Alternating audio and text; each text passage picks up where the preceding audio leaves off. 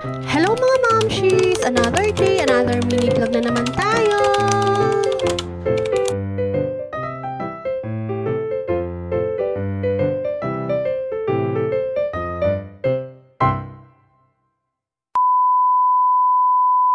Ngayong araw nga mga momshies ay naisipan ko nga maglaban itong mga basahan namin. Medyo maaga pa naman at yun nga mga gagawa doon sa bahay ay nagpuntahan na nga doon. Alas 7 pa nga lang ay umalis na nga sila. Naglagay na nga ako ng tubig dito sa may batya at eto nga yung mga basahan na aking sisisilin dahil nga ayoko nga ihulog sila sa washing machine. Yun nga lang talaga ang hirap kapag meron kang automatic washing machine. Syempre hindi mo malalabhan doon ang iyong mga basahan. Dahil nga malapit na nga kaming lumipat doon sa aming pinapagawang bahay ay unti-unti na nga akong naglilinis at unti-unti ko na rin inaayos yung aming mga gamit. Yung mga dadalhin lang namin na mga gamit doon sa aming lilipatan na bahay ay yung mga gamit nga namin noong kami ay mag-asawa na at iilan lamang naman iyon. Tulad na lang ng aming kama, tapos yung TV, tsaka meron din kaming ref, tsaka nga yung ilang namin divider. At tsaka nga pala yung aming automatic washing machine ay amin nga palang dadalhin. Sorry naman nanay, kailangan ko talaga yon. Meron pa naman silang isang washing machine kaso nga lang ay manual nga yun. Pero kung gusto naman nilang makilabas sa akin ay pwedeng pwede. Wow! Ngayong araw nga, umpisahan na nga yung pagkakabit ng bubungan doon sa may kusina namin. Kaya nga super excited na nga ako today at mamaya-maya nga ay dadalaw na nga ako para nga maghantid ng merienda. Sa mga ganitong panahon nga na sobrang tindi ng sikat ng araw ay napapahanga nga ako doon sa mga taong naghahanap buhay sa ilalim ng init ng araw. Tulad na lamang ngayon yung aking mga trabahador ay nagpapalit nga sila ng bubong at talaga namang sobrang tindi ng araw ay nakabilad nga sila.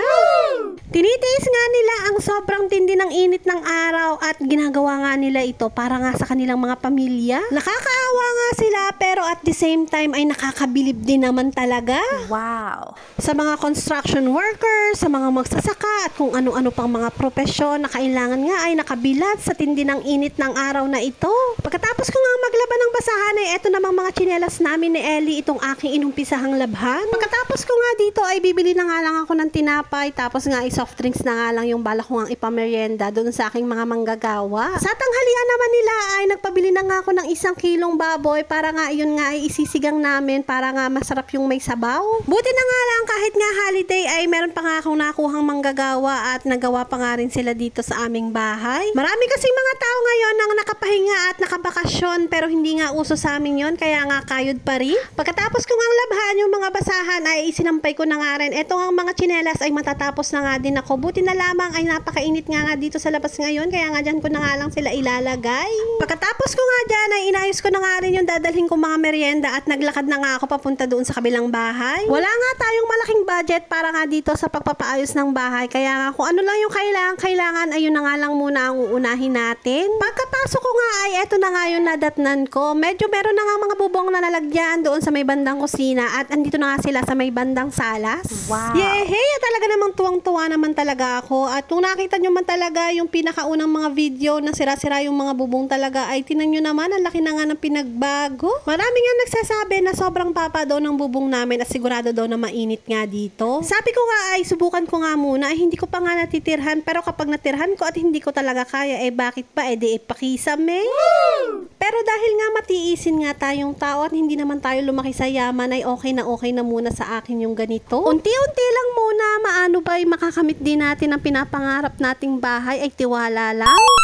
Sabi ko nga sa aking mga manggagawa ay magsipaba na nga lang muna at magmerienda na dahil nga sobrang gutom na rin panigurado yung mga yan. At tingnan nyo nga sobrang tindi ng init ng araw tapos nandun nga sila sa taas at nakabilad ay talaga namang sobrang nakakapagod nga talaga yan. Sabi ko nga sa kanila ay pagkatapos nga nilang palitan itong mga bubong ay gusto ko nga magkaroon ng kahit simpleng bakod lamang doon sa may labasan. Doon kasi sa may bandang terrace paglabas mo nga ay bungad na agad yung kalsada ay talaga namang yung mga aso nga ay lagi nga doon pa nagtatambay at doon pa nga nagtataihan. Sorry for the word pero totoo po talaga mga mamshi, sobrang baho po talaga at sangkod na sangkod mo nga kapag nga ikaw ay nadoon sa may labas. Kaya nga ang next project nila pagkatapos nga dito ay yun naman sa may bandang terrace, yun namang bakod nga. Madami ding mga butas-butas na pinagpakuan doon sa may taas kaya nga ang gagawin nga nila ay lalagyan nga daw nila ng vulkasin. Pagkatapos ko nga silang pameriendahin ay sabi ko nga ay uuwi muna ako para man nakapagluto ng kanilang tanghalian at babalik na lang ulit ako sa hapon. At mabilis na nga yung transition. Hapon na nga yan mga mamshis at matatapos na nga sila sa maghapon. Pagpunta ko nga dito ay ayan, meron na nga bakod. Yung mga tinanggal nga na yero na pinaglumaan, yun nga yung kinabit nila dito. At dahil nga nagtitipid kami, kaya nga yun na nga lang muna yung ginamit namin. Tingnan nyo nga mga mamshis, ay nakakatuwa naman ay meron na nga bakod dito sa may labasan.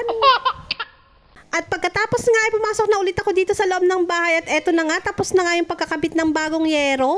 Eto na nga yung before mga mamshis bago nga palitan ng yero at eto na nga yung after. Hindi pa nga ito color roof dahil nga medyo mahal nga yun kumpara dito kaya nga okay na nga rin ito. Bala ko nga patakipan yung mga butas na yun doon sa may bandang itaas para nga hindi pumasok yung mga lamok kapag gabi. Tapos sabi nga din ng mga kapitbahay ay yung mga pusa nga daw dito ay dyan nga daw sumusuot kapag nga daw mayroong naamoy na ulam. Ang susunod ko nga project ay yan ngang lababuhan ko ay ako na nga lang ang magdi-DIY dyan kapag nga kami ay nakalipat na. At eto nga yung nangyari dito sa labasan at ayan nga meron na nga siyang bakod. Bukas naman ay lalagyan nga yan ng flooring para nga medyo pantay nga kapag dinadaanan at hindi nga madapa si Ellie. Dito nga kami naglagay ng pintuan sa gilid at yan nga lalagyan nga din ng pintuan doon sa may bandang unahan at yan nga ay lalagyan ko nga ng mga halaman kapag nga natapos na. Wow! Hay, salamat naman at meron na nga pinagbago at ang laki na talaga ng pinagbago nitong bahay simula nga nung unang pumunta nga kami dito. At ayun pa nga sa taas yung aming mga manggagawa dahil naglalagay pa nga sila ng Volcasin. Malapit na rin naman mag-uwian dahil mag-aalas 5 na nga kaya nga maya-maya nga lang ay mag-uuwian na nga kami. Yung mga ibang kalat nga ay pinagsasakay na nga namin dito sa barang at pinag-uuwi na nga namin dun sa kabilang bahay para nga hindi naman masyadong makalat dito. O siya mga momshies, hanggang dito na lamang po ang ating mini vlog for today. Paabangan na lang po ng susunod na update. Salamat sa inyong panonood. Bye-bye!